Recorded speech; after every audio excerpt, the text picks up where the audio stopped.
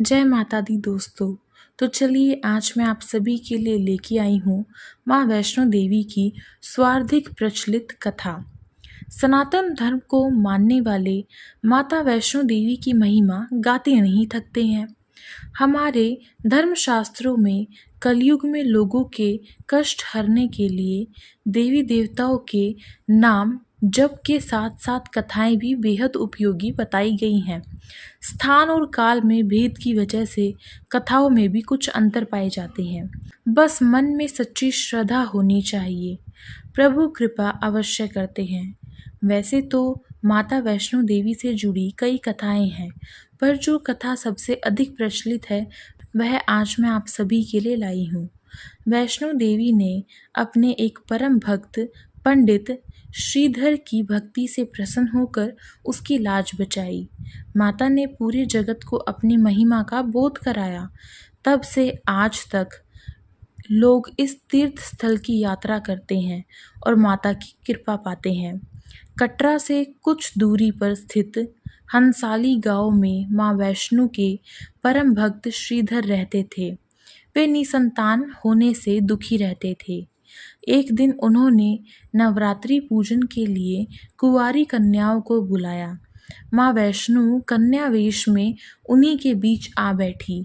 पूजन के बाद सभी कन्याएं तो चली गई, पर मां वैष्णो देवी वहीं रही और श्रीधर से बोली, सबको अपने घर भंडारे का निमंत्रण दे आओ। श्रीधर ने उस दिव्य कन्या की बात मान ली और आसपास के गांव में भंडारे का संदेश पहुंचा दिया। वहां से लौटकर आते समय गुरु गोरखनाथ व उनके शिष्य बाबा भैरवनाथ जी के साथ उनके दूसरे शिष्यों को भी भोजन का निमंत्रण दिया। भोजन का निमंत्रण पाकर सभी गांव वासी अचंभित थे कि वह कौन सी कन्या है जो इतने सारे लोगों को भोजन करवाना चाहती है। इसके बाद श्रीधर के घर में अनेक गांववासी आकर भोजन के लिए जमा हुए। तब कन्या रूपी मां वैष्णो देवी ने एक विचित्र पात्र से सभी को भोजन परोसना शुरू किया। भोजन परोसते हुए जब वह कन्या भैरवनाथ के पास गई, तब उसने कहा कि मैं तो खीर पूड़ी की जगह मांस खाऊंगा और मदिरा पान करूंगा। तब कन्या रूपी मां ने उसे समझाया कि यह ब्राह्मण के यहाँ का भोजन है, इसमें मांसाहार नहीं किया जाता। किंतु भैरवनाथ जानबूझकर अपनी बात पर अड़ा रहा। जब भैरवनाथ ने उस कन्या को पकड़ना चाहा, तब मां ने उसके कपट को जान लिया। मां वायु रूप में बदलकर त्रिकुटा पर्वत की ओर उड़ चली। भैरवनाथ भी उनके पीछे गया। माना जाता है कि मां की रक्षा के लिए पवन पुत्र हनुमान भी थे। हनुमान जी को प्यास लगने पर माता ने उनके आग्रह पर धनुष से पहाड़ पर बाण चलाकर एक जलाधार निकाली और उस जल से अपने केश धोए। आज यह पवित्र जलाधार बाण गंगा के नाम से जानी जाती है। इसके पवित्र जल को पीने या इसमें स्नान करने से श्रद्धालुओं की सारी थकावट और तकलीफें दूर हो जाती हैं। इस दौरान माता ने एक गुफा में प्रवेश कर 9 माह तक तपस्या की। भैरवनाथ भी उनके पीछे वहां तक आ गया।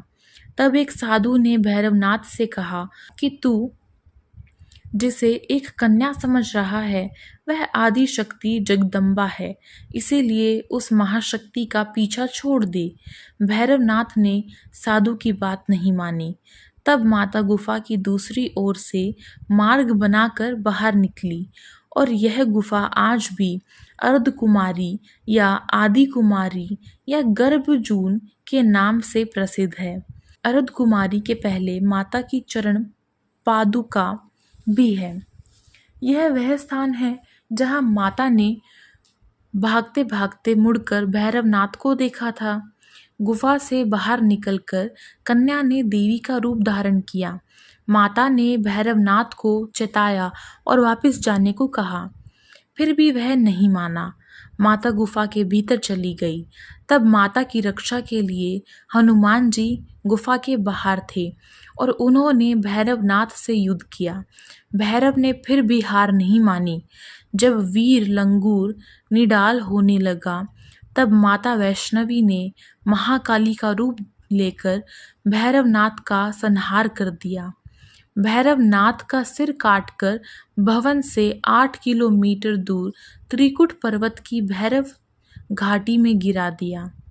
उस स्थान को भैरवनाथ के मंदिर के नाम से जाना जाता है। जिस स्थान पर मां वैष्णो देवी ने हठी भैरवनाथ का वध किया, वह स्थान पवित्र गुफा अथवा भवन के नाम से प्रसिद्ध है। इसीलिए इसी स्थान पर मां महाकाली दाई, मां महा सरस्वती मध्य और मां महालक्ष्मी बाई पिंडी के रूप में गुफा में विराजमान है। इन तीनों के सम्मिलित रूप को ही मां वैष्णो देवी का रूप कहा जाता है।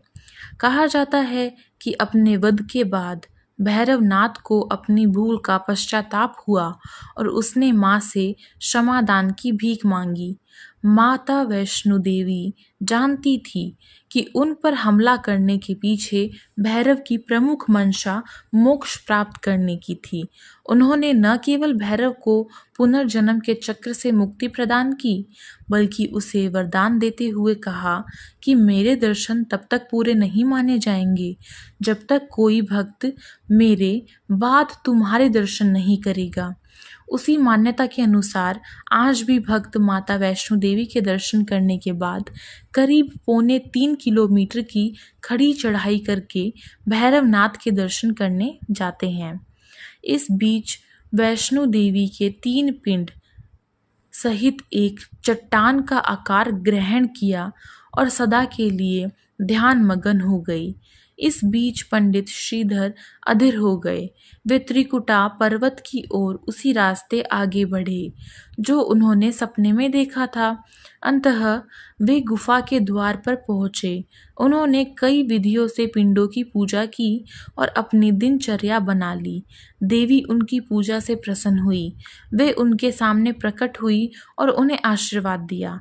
तब से श्रीधर और उनके वंशज देवी मां वैष्णो देवी की पूजा करते आ रही हैं। आज भी 12 मासों वैष्णो देवी के दरबार में भक्तों का तांता लगा रहता है। सच्चे मन से याद करने पर माता सबका बेड़ा पार लगाती है। तो दोस्तों, यह थी माता वैष्णो देवी की कथा। यदि आप सभी को यह कथा अच्छी लगी हो तो आप सभी वीडियो को लाइक कर सकते हैं, अपने मित्रों में शेयर कर सकते हैं और हमारे चैनल से जुड़ने के लिए इसे सब्सक्राइब कर सकते हैं। साथ ही आप सभी कमेंट बॉक्स में जय माता दी लिखना बिल्कुल ना भूलें। तो चलिए दोस्तों, मिलते हैं एक और इसी तरीके की रोचक कथा के साथ। तब तक के लिए धन्यवाद।